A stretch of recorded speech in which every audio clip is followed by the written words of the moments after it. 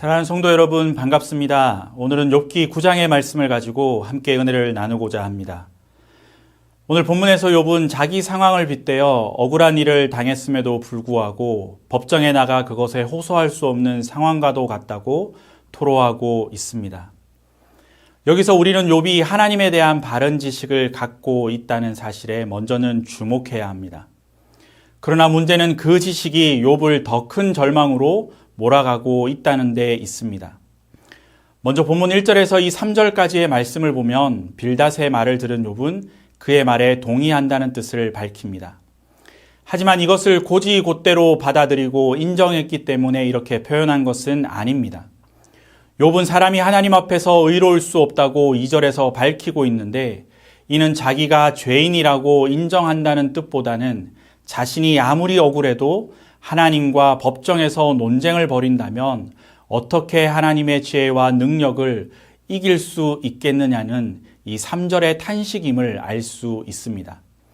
결국 빌닷의 이 하나님은 정의로우시다는 선포는 욥에게는 하나님은 재판에서 지지 않으신다는 의미일 뿐이다라는 것이죠. 욥은 하나님의 정의로우심이 자신에게는 오히려 절망으로 다가오는 역설을 경험하고 있습니다.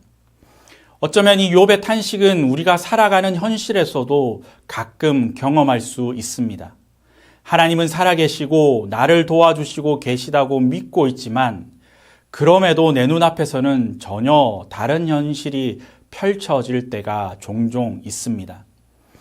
욥기는 우리에게 이러한 현실에 대한 공감을 불러일으키고 있습니다. 욥은 아무리 생각해봐도 자기는 이러한 재앙을 당할 만한 죄를 지은 적이 없습니다. 하지만 이에 대한 억울함을 주장하며 하나님과 다퉈봐야 이길 수도 없습니다. 하나님은 누구보다 지혜로우시니 논리로 이길 수도 없고 또 누구보다 강하시니 힘으로도 이길 수 없습니다. 그러니 4절의 말씀처럼 누구도 하나님과 싸워 법정 싸움을 벌일 수도 없고 자기가 의롭다는 판단을 얻을 수도 없다는 것입니다. 이후에 본문 5절에서 이 10절 말씀을 보며 이어지는 말들은 아주 아이러니합니다. 먼저 5절 말씀을 보면 욥은 산을 의인화하여 하나님은 산이 미처 깨달을 새 없이 순식간에 산을 무너뜨리고 옮길 능력을 가지셨다라고 말합니다. 또한 6절에는 하나님은 땅을 움직일 수 있으실 뿐 아니라 7절과 9절에서는 하늘과 땅과 바다와 별을 모두 만드셨고 그것들을 운행하고 계시고 게다가 사람의 눈으로 볼 수 없고 가늠해 볼 수도 없는 모든 기이한 일을 행하시기에 어떠한 방법으로도 하나님을 이기거나 설득하여서 마음을 바꾸시게 하기는 불가능하다라고 그렇게 고백합니다. 평소에 욥은 이러한 표현으로 하나님을 찬양했지만 지금은 욥에게 크나큰 절망으로 다가옵니다. 이것이야말로 심령의 깊은 곳으로부터 나오는 절망이 아닐까 생각해 봅니다. 그러나 한 가지 기억해야 할 것은 그럼에도 불구하고 욥은 여전히 하나님을 떠나지 않았음을 기억합시다. 사랑하는 성도 여러분, 우리는 어쩌면 평생 이해할 수 없는 하나님의 역사 가운데 살아가야 할지도 모릅니다. 때로는 힘들고 때로는 고통스럽고 때로는 억울한 일을 당할 수도 있습니다. 하지만 하나님의 사람은 그 시간에도 하나님만을 신뢰하며 믿음으로 자신의 삶을 살아가는 사람입니다.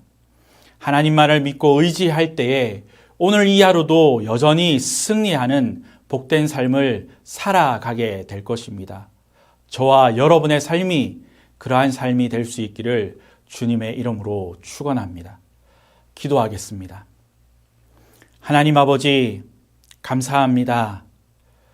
오늘 우리의 삶이 고통스럽고 또한 고난과 어려움 가운데 살아갈지라도 우리가 하루하루를 살아갈 수 있음이 하나님의 은혜이고 또한 하나님만을 신뢰하는 믿음으로 살아갈 수 있음이 하나님이 살아계심을 우리가 고백하며 체험하며 살아갈 수 있는 은혜를 허락하여 주심에 감사합니다.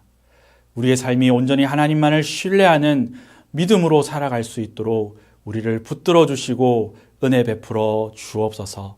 감사드리며 예수님의 이름으로 기도드립니다. 아멘.